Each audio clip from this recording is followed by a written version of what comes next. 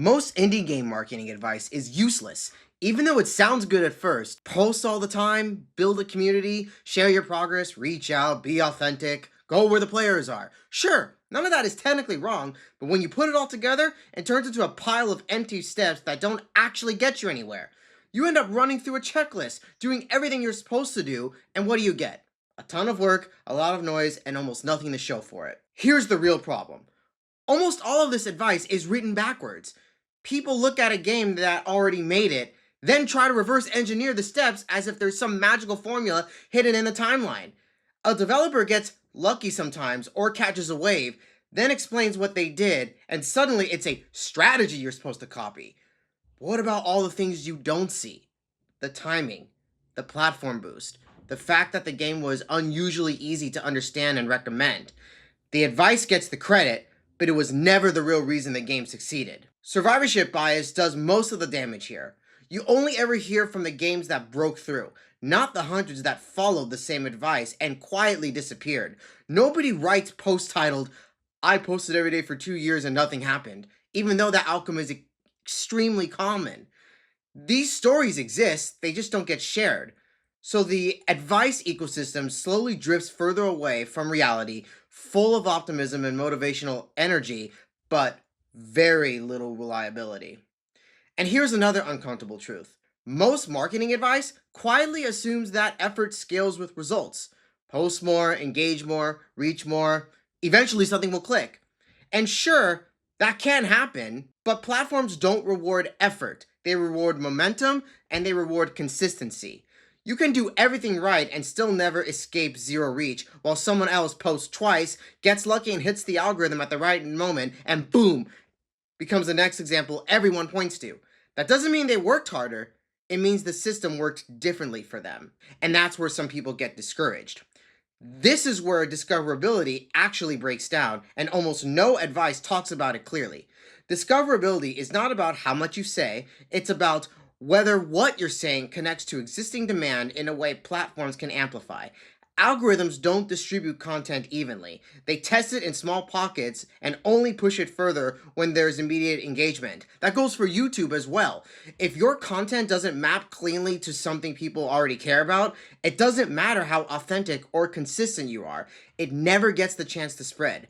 Most indie game marketing fails not because it's bad, but because it's invisible to the systems that decide what gets shown. And that invisibility creates a trap.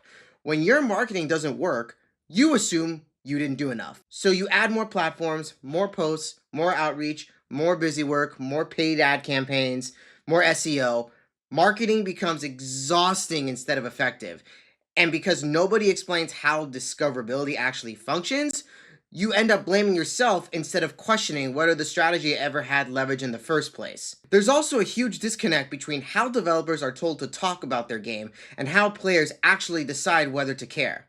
Most marketing advice pushes developers to talk about features, mechanics, systems, and innovation, all things that matter in a design conversation. Players, on the other hand, are trying to answer a much simpler question. What is this game going to feel like, and is it worth my time right now? And obviously, the best of both worlds is a player that becomes the developer, but that's not always the case. If you tell players your game has emergent gameplay, deep systems, and procedural generation, that doesn't automatically translate into interest.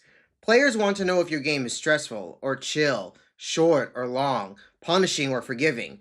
They want to know whether it fits into their life, not whether it looks impressive on paper, not knowing whether it's going to affect the company's stocks or not. Most advice teaches you to communicate like a developer, not like a human deciding what to play after a long day, especially in this world of advancing AI. Social media advice makes this worse, so much worse. Just be authentic. Just share your progress, as if authenticity alone creates demand. Authenticity only matters once somebody already cares. If there's no relevance, honesty doesn't help. Most dev posts flop not because they're fake, but because they don't intersect with anything a player is actively looking for, even if honesty is something everybody should have in the first place. And another common trap is treating attention and intent as the same thing.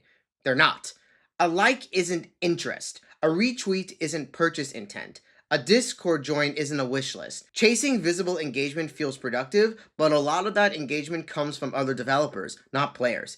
It creates the illusion of traction without the substance of it, which makes launch day especially brutal. That's why so many launches feel confusing.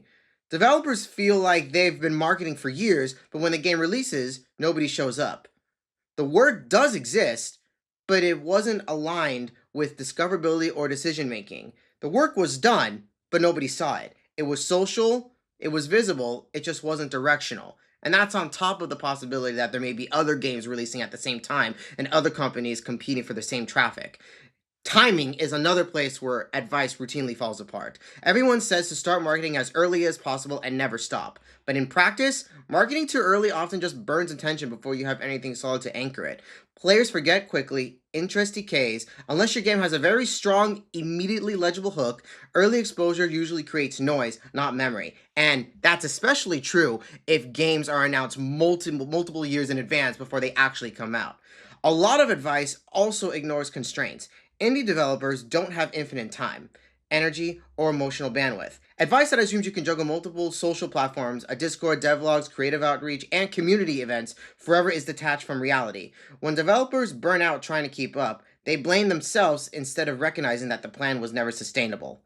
What actually works tends to look boring compared to popular advice. It's slower, more targeted, less performative, but it's future proof. It focuses on being found by the right people instead of being seen by everyone.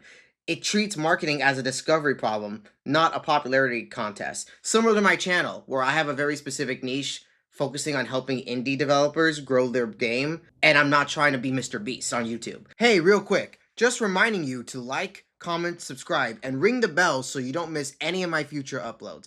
It really helps me, as I would love to grow this channel, and I would love to help small game studios get more exposure on their games. If you need somebody to work on your SEO and digital marketing for your Steam page, website, or any other marketplace, I'm available for hire. Now, back to the video. And this is where the effort versus leverage conversation gets misunderstood. The issue isn't that developers aren't working hard enough. Most are already working too hard. The issue is that effort without leverage doesn't compound. 10 hours spent pushing content no one is searching for is less effective than 1 hour spent aligning with how players actually discover games. Good marketing isn't about doing more, it's about doing the small number of things that actually move the needle. The uncomfortable truth is that a lot of indie marketing advice is emotionally comforting, but strategically weak. It gives you something to do. It makes you feel proactive, but it doesn't reliably change outcomes. That's why so many developers feel stuck despite years of effort. They weren't lazy, they were just misdirected. And the games that succeed with relatively little marketing usually succeed because the game itself is easy to position, or they get lucky and a big streamer plays their game, like Among Us, for example. The idea travels well, the promise is clear, players can explain it to someone in one sentence, and when advice gets applied to those games, it looks like the advice worked, even though the real advantage was clarity and fit. If there's one pattern that shows up again and again, it's that marketing fails when it's disconnected from how players actually discover and decide. Advice that skips over discoverability, intent, and real-world limits isn't just incomplete. It's misleading. Not because you did something wrong, but because the advice was never designed for your situation. Indie developers don't need more marketing tricks. They need fewer, but smarter ones. Systems that quietly build over time and are future-proof, instead of strategies that demand constant output. Marketing that respects both your limits and your audience's behavior. That's why so much indie game marketing advice falls flat. It's not because you're not trying hard enough, it's because you're being told to play a game that rewards leverage while being judged on effort.